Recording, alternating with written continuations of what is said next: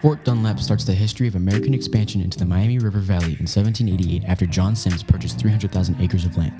In 1790, Sims had John Dunlap survey and plot the land he had purchased. The rolling hills and winding river reminded Dunlap of home, so Dunlap named a 106-acre area after his hometown, Coleraine, Ireland, starting the history of Coleraine Township. On a bend in the Great Miami River, at what is now Heritage Park, Fort Dunlap's memorial stands. Behind the memorial, trees outline the fort's walls, and to the right, the Blue Rock Toll House displays some of Coleraine's history. By 1791, 30 people were living in the fort. They had their own land in the area, but at night, they would come back to the fort for safety from the Adena tribe who were violating the Fort Finney Treaty. During the Northwest Indian War, plans for a siege on Dunlap were made. On January 8, 1791, an Adena scouting party ran into a group of 5 travelers. 3 of them escaped to Dunlap, 1 of them was captured, and the last was killed.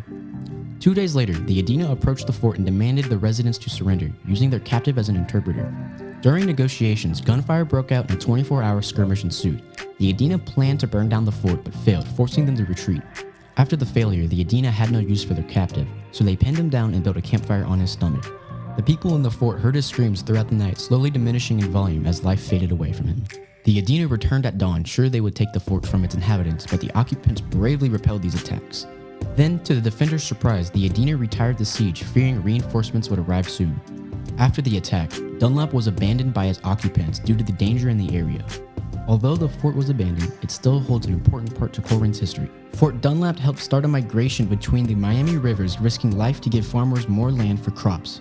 You should visit this landmark because the toll house is a surviving building from the era and it also has some of the area's history on display. You can also visit the grave of Abner Hunt, the man who was captured by the Adena. And most importantly, without Dunlap, Coleraine Township would not be what it is today.